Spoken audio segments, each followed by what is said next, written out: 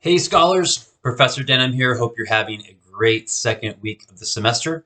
This is a video for week 2. So this is like a week 2 video announcement, but I'm also going to be going over the syllabus, the course schedule, and that's about it. So I recommend having the syllabus out with you as you're listening to this video announcement. And that way you can follow along with me as I'm talking. I'll be referencing the syllabus first, and then I'll briefly go over the course schedule.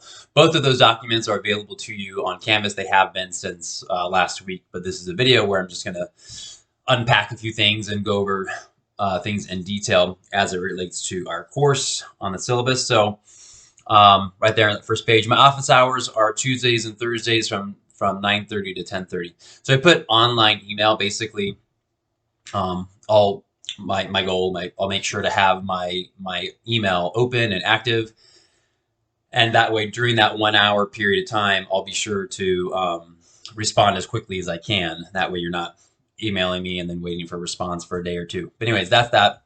You can always set up a time for a Zoom call if you'd rather talk to me in person through Zoom. Make sure you get the textbook. A lot of this stuff I've already mentioned to you before, but this is the textbook, Zarefsky and Ingalls, Public Speaking, the 9th edition, 2020. So this course is all about public speaking. So read through the course description, the course objectives, the additional goals, appreciating the nature of basic components of public speaking, etc. I recommend that you read through this entire syllabus if you haven't yet done so after this video, because I'm not going to read through the entire thing. Course requirements, page 2. So this class there'll be a lot of learning assignments. I just kind of broadly call them learning assignments. So whether it's an assignment preparing you for one of your speeches, or the Dr. Joseph TED Talk, that would be under the learning assignment. Your student profile, it's under the learning assignment. So there's all kinds of learning assignments throughout the semester. 5 speeches, a speech reflection paper, which will be at the end of the term, and then the exam. So where it says assessment, we'll have some written assignments. Mostly those would be the outlines for the speeches, and then of course your speech reflection paper. And then for each major assignment, I'll have a video like this. I'll have a video explaining what to do, referencing the actual document that you would already see on Canvas. So keep that in mind. So this is a public speaking course, so you're going to deliver all kinds of speeches. The thing about recording your speeches and submitting them to Canvas as you're reading through where it says speeches, the video has to be one continuous speech with no editing.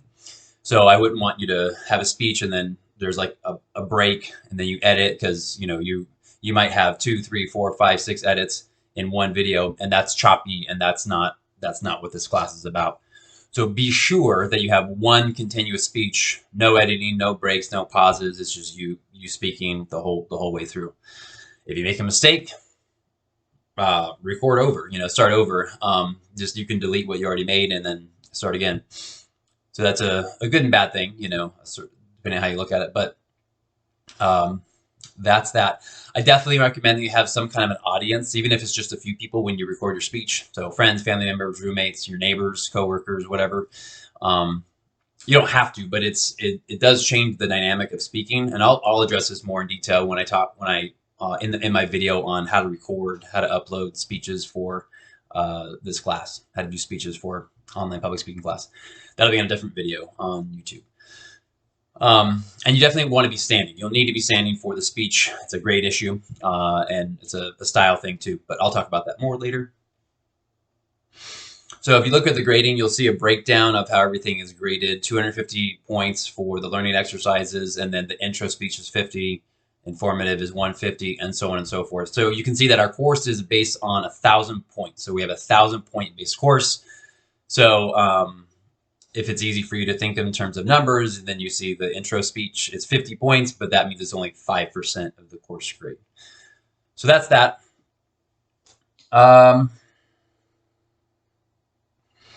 Some of the stuff I've already addressed in the other announcements. So course communication, page 4. I basically am going to be using Canvas the whole semester. That's the primary tool that I'll be using to interact with you. That's where I'll post all of our assignments and whatnot. If you email me directly to my email address, of course, I'll respond back. If you send me a message through Canvas, I'll respond back either in Canvas or I'll respond to your message through my email, because when you leave me a message in Canvas, I get a notification on my email, and then sometimes I respond just to that email. But bottom line, if you reach out to me, I'll respond back to you either through Canvas or just through regular email. So in terms of feedback, generally I plan to grade the assignments most assignments within a week or so from the due date. Some might take a little bit longer.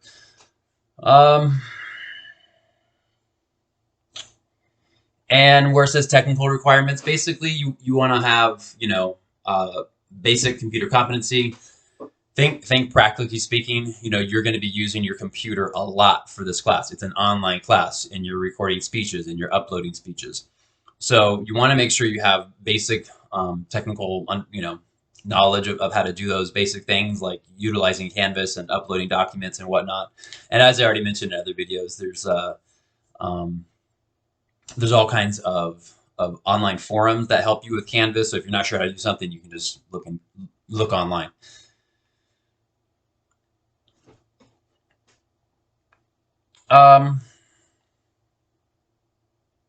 I say where here it says class conduct will maintain an environment that's friendly, supportive, safe, and non-threatening. Most of our course time, most of our interaction is just between you and I. Though there may be like a discussion board where you're responding to each other, but for this class, most of the things it's you creating your own speeches, you doing your own work for speeches, and then of course uploading documents to their respective modules on Canvas. When it comes to a grade dispute, if you have a question about your grade on assignment, I'm happy to talk to you. I would say reflect on it. If it's something that you were really shocked about, you see your grade and it's much lower than you thought, or maybe it's much higher than you thought and you're still in shock, positive shock. Maybe you want to talk to me about it. I'm happy to talk to you about it, and that is something that we would do through Zoom. If you're wanting to know how to do better, or if you're just wanting peace of mind, or just you want understanding of what my comments meant as it related to one of your assignments, I'm happy to have that discussion with you. And like I said before, I mentioned this in another video, when it comes to late work, make sure that you submit things on time. But if you don't submit it on time, I allow for late submissions. For the most part, once 3 days have passed after the deadline, you probably won't have any further opportunity for any kind of credit, but just come and talk to me, or send me an email, reach out to me if you think that your situation would warrant you something that is deviating from this policy, then come talk to me. And then when it comes to plagiarism, academic dishonesty, this is a really big deal for all colleges, but especially for Cal Poly Pomona. That's our college. Any sort of cheating or plagiarism, if it's suspected, then I would handle it accordingly. Our college has their own committee of people who typically work on these types of cases. So for example, if I suspected someone of engaging in some form of academic dishonesty, violating academic integrity standards and codes, engaging in plagiarism or cheating, then I would create some sort of a report. I would create a file, and then that file is sent off to what oftentimes is called an academic integrity committee or academic dishonesty committee. And then they look at the case, they look at the file, and they see basically they're weighing all kinds of factors, and then they would make a determination in terms of, okay, should we move further with this case? Should the student get a 0? Should the student get an F from the class? Perhaps the student should be withdrawn from the class, lose scholarship, lose funds. I'm not trying to scare you, but there's all types of sanctions that could happen, all types of basically punishments, for lack of a better term. But there's all kinds of things that might occur if you were suspected of plagiarism and you were found guilty of engaging in some form of plagiarism or cheating or academic dishonesty. Again, I'm not trying to scare you, but it's important for you to be aware of of how serious our college takes this matter, and then also how they handle these types of matters. I've taught at multiple colleges, a total of 7 colleges, and there's been a few instances where I've had to create an academic integrity or an academic dishonesty report, and it was kind of messy, but then I sent it off to the committee, and then they dealt with it accordingly, according to their own procedures and whatnot. So if you're unsure of whether or not you're doing something that's potentially violating academic integrity, or if you think you might be cheating or plagiarizing, not doing your own work, then come talk to me. Bottom line, as long as you're doing your own work, it's your own ideas, and you're giving credit to where credit is due. You're giving credit to authors where authors need credit within a speech, within a paper, etc. And you're doing everything with academic integrity, then you have nothing to worry about. So that's that. And then within our syllabus, I provide you all kinds of info on student services. So technology support services, disability support services. I have all this info here. Most of these are hyperlinks. I think I have a good amount of hyperlinks within the syllabus: library, tutoring services, testing services, writing center. There's a thing that says research tutorials on finding library sources using online databases. I have that research tutorials hyperlink. I'm telling you, when you click on that, there's all kinds of stuff that you can access as a student for our library. There's so many like workshops and videos and all types of things that will help you with doing research and gathering sources and all that kind of stuff.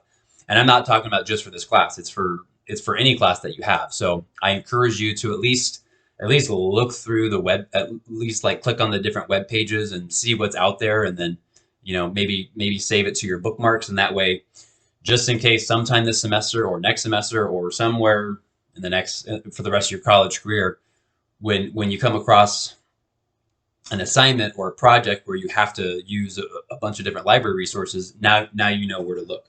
But anyways, I encourage you to at least take a look at that. And that's about it for the syllabus. Yeah, like I said, please make sure to read through it. If you're looking at a course schedule, I try to make our course schedule as intuitive as possible. I have all my course schedules. I don't know if I already told you this in another video, but I tape all my course schedules for the classes I teach just on the wall in front of me, right, so I can always see them.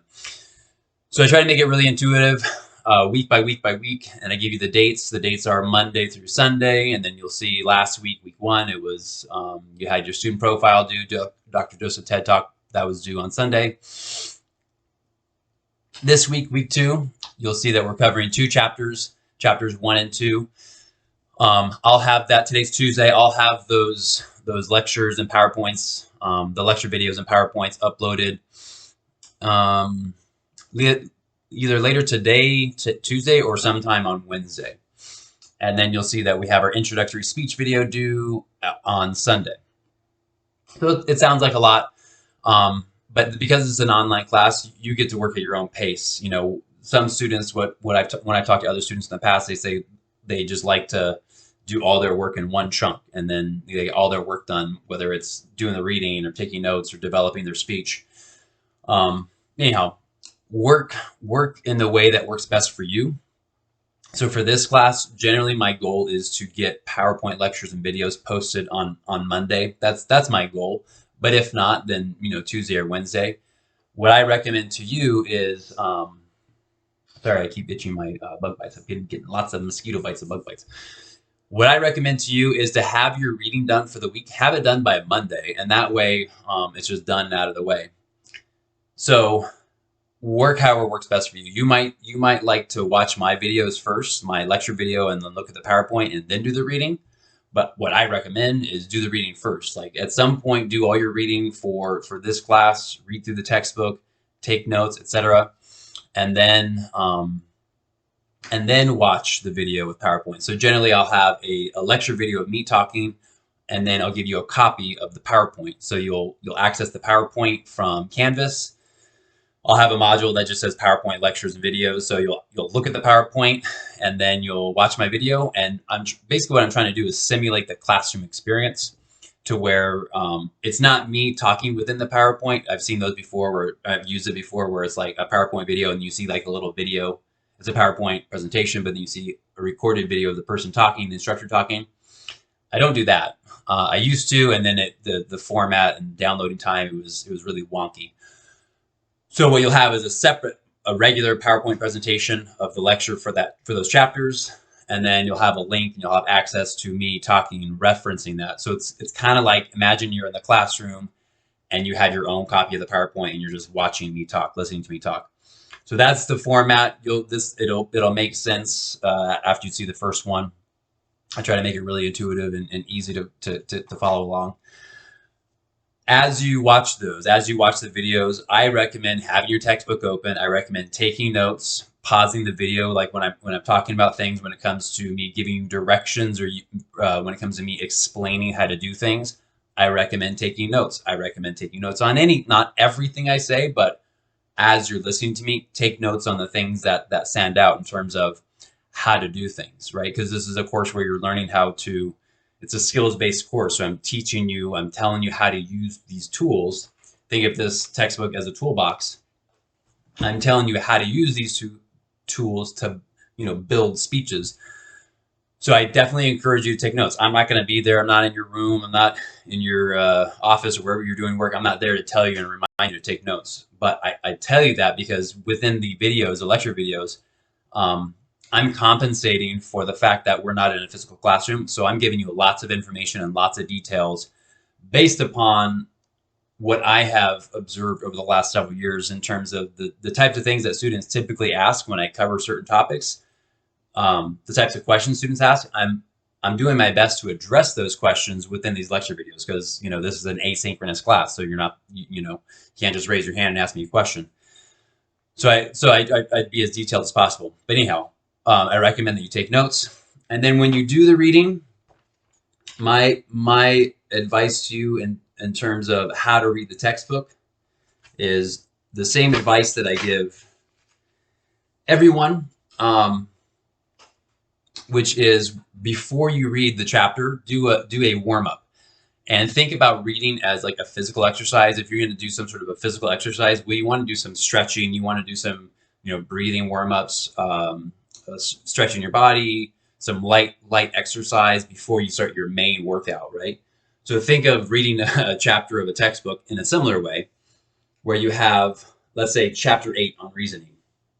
Well, one of the things I tell students is before you read a chapter, the first thing to do before you actually start reading, the first page of the chapter, read the conclusion. So wherever the conclusion is, the summary of that particular chapter, read that first. Now you don't have to, but this is my advice. This is what I used to do when I was a college student, and I was a college student for a very long time. So it's not a traditional summary in our textbook, but it says, what have you learned?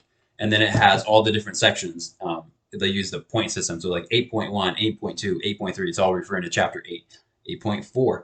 So it's giving you a very concise summary of everything that was in the textbook, right? So I would recommend reading the summary first. What have you learned? And then if you want, you could read through the discussion questions. Not that you need to answer the discussion questions, but you read the discussion questions because then it's sort of priming your brain in terms of the types of topics to be thinking of as you're reading the chapter.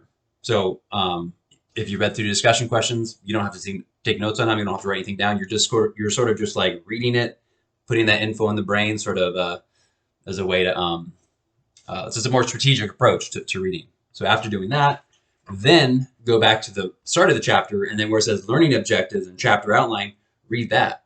Read the learning objectives, the chapter outline, and then take another minute or so and just flip through each page, looking at the headings, all the stuff in bold, the main headings, the subheadings, the sub-subheadings, right? You just kind of thumb through page by page. And when all is said and done, you're warmed up, right? You've done your warm up to begin your actual reading of the chapter. And it sounds like a lot, but I was just being detailed, but all of that might take, let's say, 10 minutes. Now, if you spend 10 minutes, 5 to 10 minutes or so, doing that, reading the conclusion, then reading the intro, reading the headings and subheadings, and now you have a pretty good idea of what that chapter is about. You should. I would say read that stuff in the most detail, the summary, the intro, all the headings, and then if you really want to kick it up a notch, type a summary. Type out a summary of that chapter. It sounds like a lot of work, but I'm talking about maybe a paragraph summary or a one-sentence summary. Spend 1 minute or 2 minutes just typing out a summary of what this chapter is about. And now you can begin reading. It sounds like a lot of work, but it really isn't. But when you do this, if you do this, what it does is priming your brain to be more focused on the stuff that you're going to be reading. So now you're your brain's sort of like primed, and you have this like unique lens within your mind's eye, so to speak, to know what to really focus on. Because now that you've read the concise summary, the concise preview, you looked at the headings, you typed your own summary of how it makes sense to you. Now you're diving into the main reading. And then you can do more strategic skimming. I'm not saying like not to read certain chunks, but once you have a really good idea of like the main theme of the chapter, it's easier to skim over certain sections that you know are only partially relevant, or they're not really like the main focus, right? But they're relevant, but they're not the main focus. Just focus on the main things as you're reading through. So it's strategic skimming. And when you do this, sounds like a lot of work, but when you do it, in the long run, you'll actually save a lot more time. You'll spend less time reading, and you have greater comprehension. I didn't really start doing this until my PhD program, but once I started reading this way, it wasn't until my PhD program, I had so much more comprehension. I was so much more focused when I did my reading. I spent less time, and I actually did less reading in the long run. That's what I recommend to you. Again, I'm not going to be there telling you how to read, but that's what I recommend in terms of reading. Feel free to ask me questions if you want to, if this is intriguing to you at all and you want to learn more. I'm happy to help you out. So that's that with the course schedule. So you see when things are due. We'll have most of everything that you see in our course schedule is there. We may or may not have 1 or 2 extra assignments, but if we do, it'll populate on Canvas. You'll always see it on Canvas. When you log onto our course page, it'll show you what's due that week and the following week. So that's about it. That's about it. I know it's really detailed. My weekly video announcements are not going to be this long, but this one was a lot longer because I was talking about syllabus, course schedule, how to read, and whatnot. So I will have a detailed video explaining the introductory speech soon, later today or tomorrow, Wednesday.